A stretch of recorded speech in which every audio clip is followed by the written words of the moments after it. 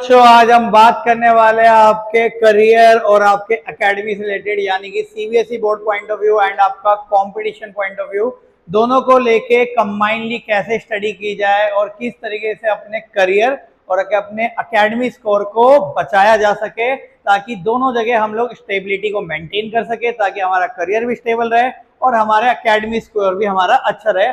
आज उसके बारे में बात करने वाले कि दोनों को किस तरीके से बैलेंस करना चाहिए, क्या चीज आपको अवॉइड करना चाहिए, क्या चीज आपको करना चाहिए और क्या चीज आपको बिल्कुल इग्नोर मारना चाहिए। तो वीडियो में लास्ट तक बनी रहिएगा, आपको क्लियर कट हो जाएगा कि आपको सीबीएसई एंड कंपटीशन में क्या डिफरेंस होता है और किस तरह से आपको इन दोनों को बैलेंस करके रखना चाहिए। आइए स्टार्ट करते हैं बढ़िया से। सबसे पहले CBSE board examination point of view से बात करते हैं, क्योंकि हम मानते हैं कि इस समय जो मैक्सिमम बच्चे वीडियो देख रहे होंगे ये वो बच्चे होंगे जो सीबीएसई यानी कि 12th क्लास में होंगे और साथ के साथ चाहते होंगे कि हमारा एक ईयर ड्रॉप बच जाए और हम अपने सीबीएसई बोर्ड के एग्जाम के साथ साथ अपना कोई भी, चाहे जेईई हो चाहे नीट हो, एंट्रेंस एग्जाम को निकाल ले। तो स्टार्ट करते हैं सीबीएसई बोर्ड प्रिपरेशन में जो आपको करना चाहिए।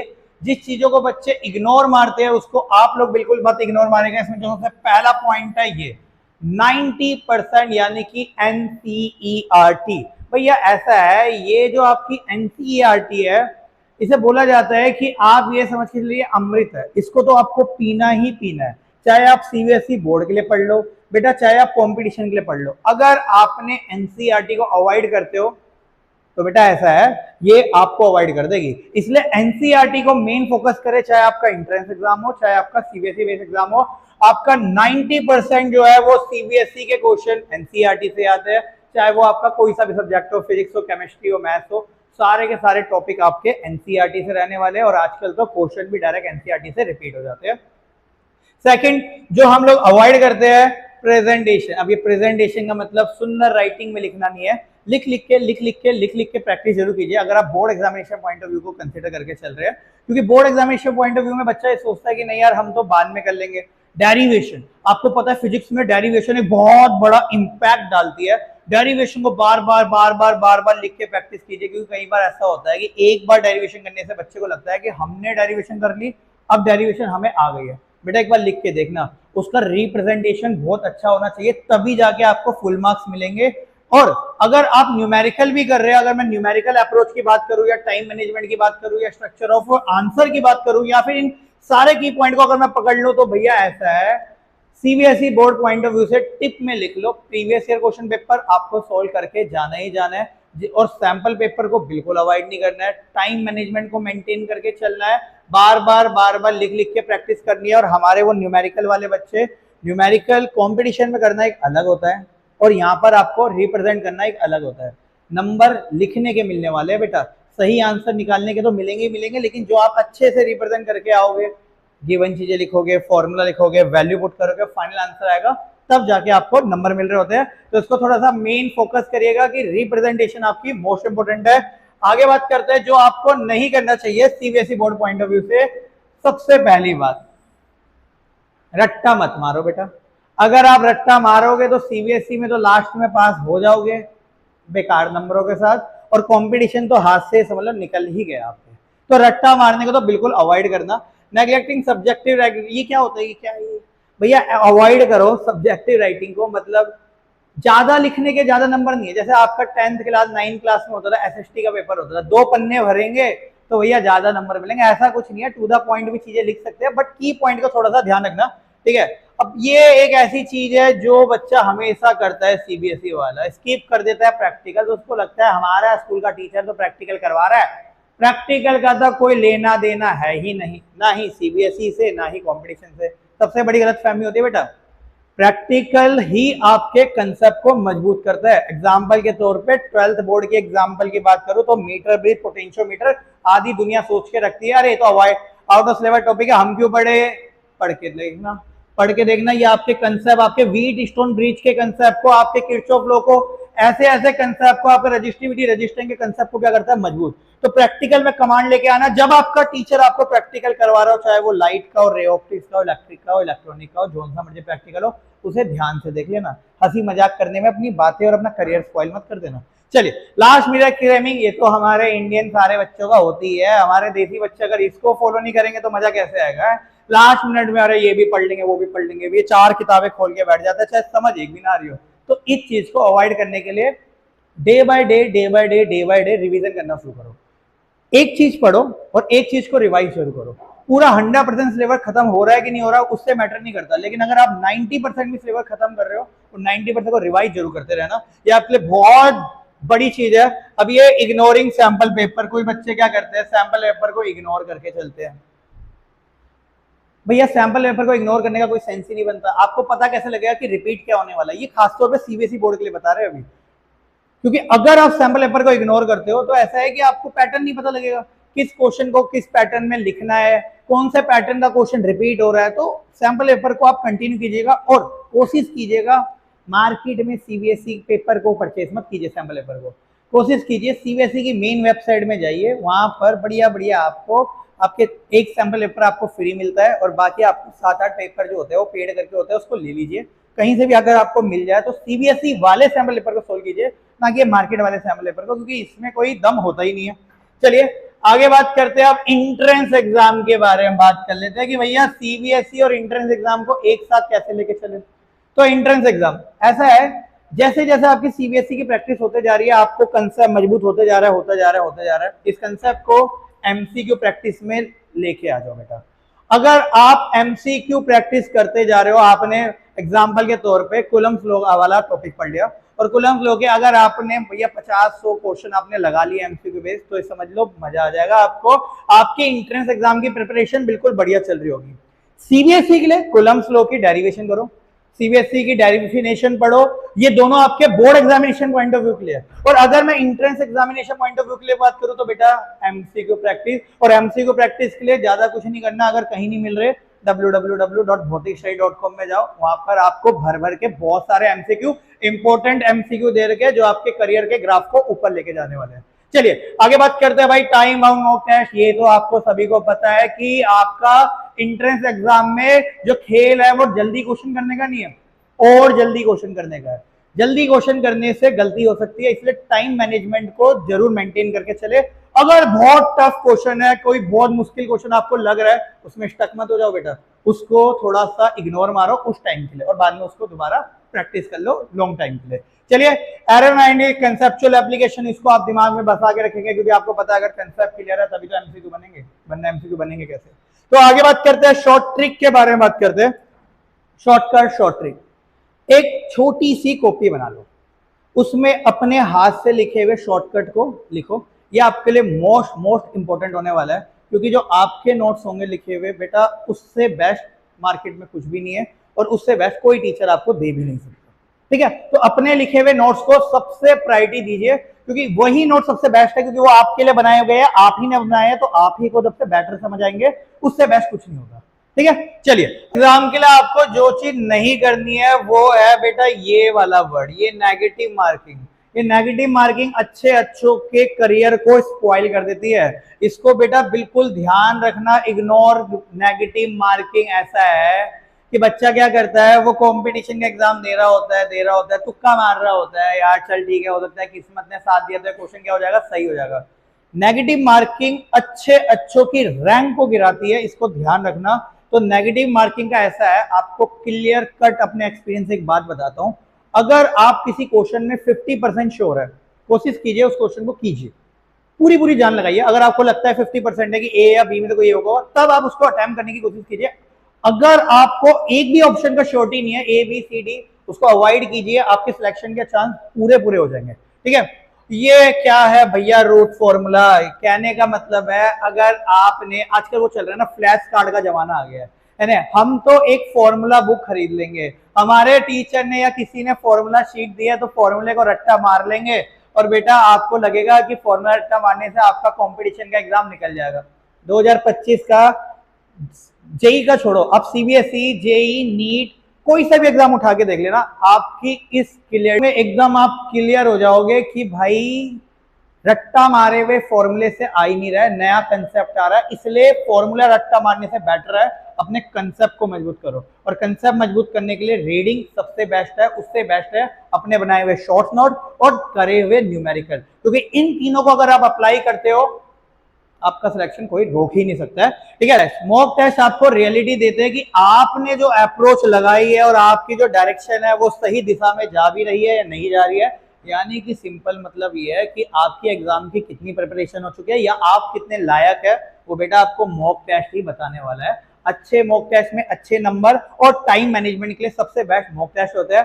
और मॉक टेस्ट की भी टेंशन नहीं लेने का, क्योंकि आजकल बच्चे मॉक टेस्ट के नाम पे बहुत सारी चीजें के क्वेश्चन करने में बिलीव करते हैं। बेटा मॉक टेस्ट का ऐसा है, अच्छे मॉक टेस्ट को दीजिए, अच्छे अच्छे क्वेश्चन को सिलेक्ट करने वाले मॉक टेस्ट को आपको देना चाहिए। उसके लिए भी आप www.bhautikstudy.com वेबसाइट में जाइए, वहां पर आपको बिल्कुल बेस्ट पीवाईक्यू से रिलेटेड, एमसीक्यू से रिलेटेड आपको मॉक टेस्ट दिए गए हैं, तो उनको प्रैक्टिस जरूर कीजिए। देन आपको ये वाली बात आपको पहली बता दी गई है कि अगर आप एक क्वेश्चन में अटकते हो तो बेटा आप अटक गए, तो इसलिए एक क्वेश्चन में अटकने का कोई सेंस नहीं है। ज्यादा टाइम एक क्वेश्चन में मत लगाइए। अगर आपको लगता है कि आपने इसको 5 मिनट से ज्यादा दे दिया इस क्वेश्चन को, इस क्वेश्चन की औकात 2 मिनट की थी और आपने 5 मिनट दे दिए, इग्नोर मारो, आगे बढ़ो। बेटर है आगे के क्वेश्चन टाइम करो, पता लगे एक क्वेश्चन के चक्कर में आगे की चीजें ना ही हो पाए। चिल्ड्रंस में दोनों में जो कॉमन चीज है या क्या फोकस रखना चाहिए, अगर मैं की पॉइंट को मेंशन करूं तो ऐसा है, ये सबसे पहला वाला की पॉइंट दोनों में ही कंसीडर किया जाएगा। क्योंकि अगर मैं बात करूं कंसेप्चुअल बेस्ड प्रॉब्लम की, तो एनसीईआरटी का जो 70 और 80% सिलेबस अगर आपने कर लिया, ये आपके सीबीएसई बोर्ड के एग्जाम के मार्क्स तो बढ़ाएगा ही बढ़ाएगा, बट साथ के साथ आपके कंपटीशन के लेवल को भी क्या करेगा, अप करेगा। कंसेप्ट ही आपका न्यूमेरिकल की देन है बेटा, इस फॉर्मूले को दिमाग के अंदर बिठा के रखना। इसलिए कंसेप्ट आपका इंपॉर्टेंट है और कंसेप्ट के लिए एनसीईआरटी बहुत इंपॉर्टेंट है। 70-80% सिलेबस अगर यहाँ से कवर हो गया, बचा हुआ सिलेबस तो आप अपने दम पे भी कर लोगे, तो ये आपके लिए बहुत इंपॉर्टेंट है। और एक ये रही बात हेल्थ की, देखो बेटा ये एक ऐसी चीज है जिसको हर एक बच्चा इग्नोर मारता है, बट बेटा हर एक बच्चे को इस पॉइंट को इग्नोर नहीं मारना चाहिए, क्योंकि सिंपल फंडा है, अगर हेल्थ है तभी वेल्थ है। कहने का मतलब है हेल्थ रहेगी तभी आईआईटी और एम्स में जाके आपको मजा आएगा, हेल्थ ही नहीं रहेगी तो आईआईटी और एम्स में जाके करोगे क्या, एम्स में भर्ती नहीं होना बेटा, एम्स में जाके डॉक्टर बनना है। दोनों बातों में क्या होता है, फर्क होता है, तो इस बात को कंसीडर करके चलिएगा। रात को अपने बेबी सोना को जल्दी गुड नाइट बोल दो, रात को 10 बजे सो के सुबह जल्दी उठ के कोशिश करो कि सुबह जल्दी उठ जाओ। मॉर्निंग स्टडी जो होती है सबसे बेस्ट स्टडी होती है। अपने स्लीपिंग टाइम को बढ़ाओ और अपनी स्क्रीनिंग टाइम को गिराओ। अब स्लीपिंग टाइम को बढ़ाने का मतलब ये भी नहीं है कि आलसी बन जाओ कि 12 घंटे सोएंगे, कहने का सिंपल तात्पर्य है कि 7 से 8 घंटे सोइए बिंदास होके, ताकि आपका दिमाग फ्रेश रहे। दिमाग फ्रेश रहेगा तभी जाके आप फिजिक्स जैसे सब्जेक्ट में क्या कर पाओगे, फोकस कर पाओगे। इसलिए मेंटल हेल्थ बहुत ज्यादा जरूरी है। कोशिश कीजिए कि भैया अवॉइड कीजिए बेमतलब के फंडों को। तो ध्यान रखना है कंसिस्टेंट रिवीजन की, जैसा कि मैंने पहले भी बोला, आप टॉपिक जितने मर्जी पढ़िए, फर्क उससे कुछ नहीं पड़ता है, आप उस टॉपिक को कंटिन्यू रिवाइज जरूर करते जाइए, चाहे वो सब्जेक्ट फिजिक्स का हो, केमिस्ट्री का हो या मैथ्स का हो, क्योंकि रिवीजन एक ऐसा हथियार है जिसको अगर आपने एक्सेप्ट कर लिया तो बेटा ऐसा है फिर तो आपका सिलेक्शन कोई रोक ही नहीं सकता। तो इसको थोड़ा सा ध्यान रखिएगा, कंसिस्टेंट रिवीजन, क्योंकि हर एक बच्चा क्या है और ज्यादा पढ़ने में, अरे भाई मैंने ये वाला भी क्वेश्चन देख लिया, मैं आज 10,000 क्वेश्चन की बुक लेके आ गया हूँ, आज मैं इसे सोल्व करूंगा। ज्यादा क्वेश्चन सोल्व करने से अगर सिलेक्शन हो रहा होता ना बेटा, तो बात ऐसी है 2 ईयर ड्रॉप लेके आराम से बैठ के 1 लाख क्वेश्चन सोल्व कर लो, फिर तो आप ही आईआईटी बन जाओगे। ऐसा कोई थ्योरी नहीं लगाई गई है, तो इस बात को दिमाग के अंदर बिठा के रखिएगा। ठीक है, अब ये क्या है strategy schedule, CD Y CD. चलो पहले आप लोग बचपन में कैसे टेबल लगा था, 2 का टेबल, 3 का, 4 का, 5। अब मैं आपसे बोलूं पहले 18 का टेबल सीख लो, फिर जाके 2 का टेबल सीखना, अटपटा हो जाएगा। सेम ऐसी आपके यहाँ पे सब्जेक्ट में भी होता है। फिजिक्स में अगर आप फोकस कर रहे हो, स्टार्टिंग नॉर्मल से करो, नॉर्मल मतलब 11 के सिलेबस से स्टार्ट करो, अगर आप 12th में हो तो इलेक्ट्रोस्टैटिक्स से स्टार्ट करो, फिर पोटेंशियल में जाओ, फिर करंट इलेक्ट्रिसिटी में, फिर मूविंग चार्ज मैग्नेटिज्म में, फिर अर्थ मैग्नेटिज्म में, फिर इलेक्ट्रोमैग्नेटिक इंडक्शन में।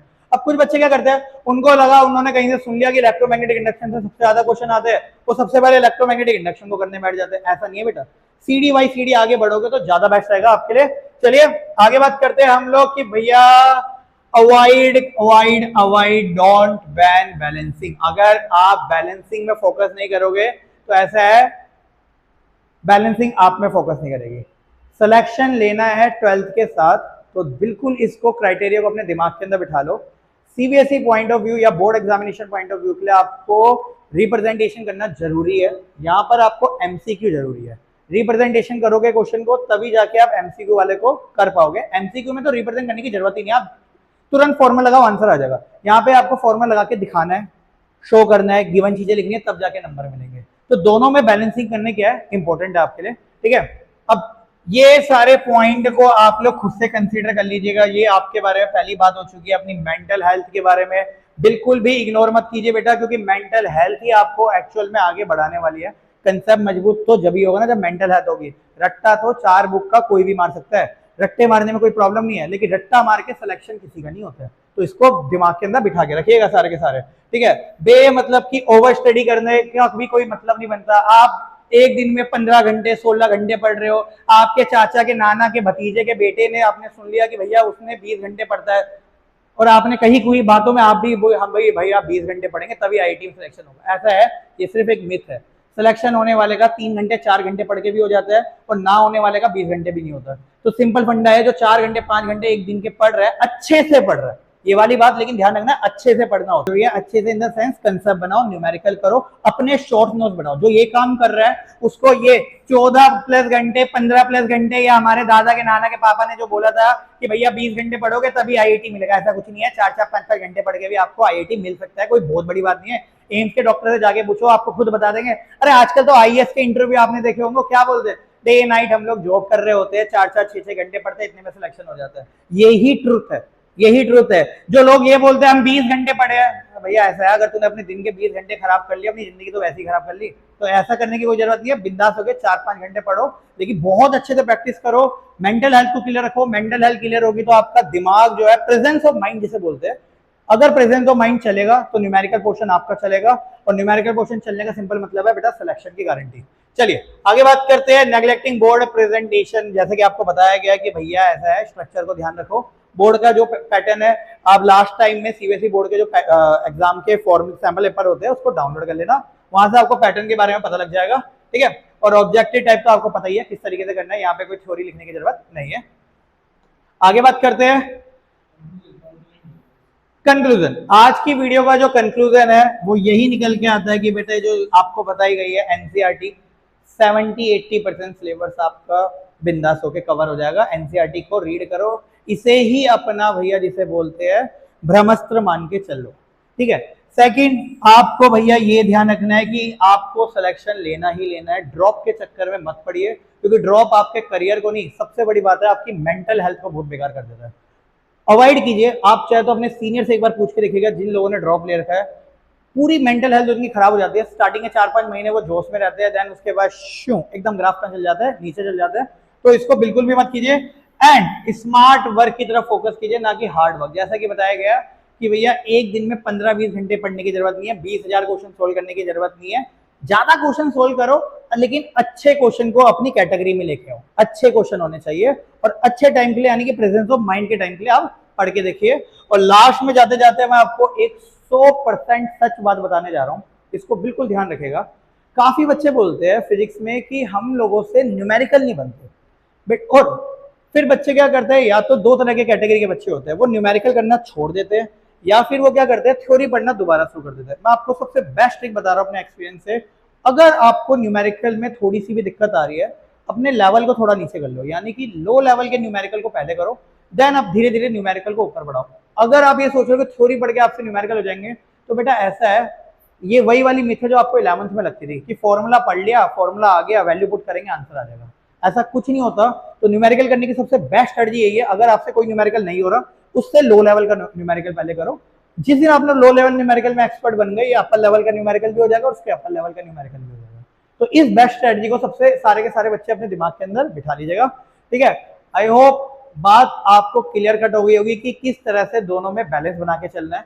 इन पॉइंटों को दिमाग के अंदर बिठा के रखिएगा। सारी वीडियो का कंक्लूजन को यही बना के रखिए कि आपको हर हालत में सीबीएसई में भी आपको अच्छे एकेडमी अपने स्कोर बनाना है, और कुछ भी करके आपको एंट्रेंस एग्जाम में भी सिलेक्ट होना ही होना है, ठीक है। चलिए मिलते हैं हम लोग नेक्स्ट लेक्चर में। फिलहाल के लिए सभी को नमस्कार।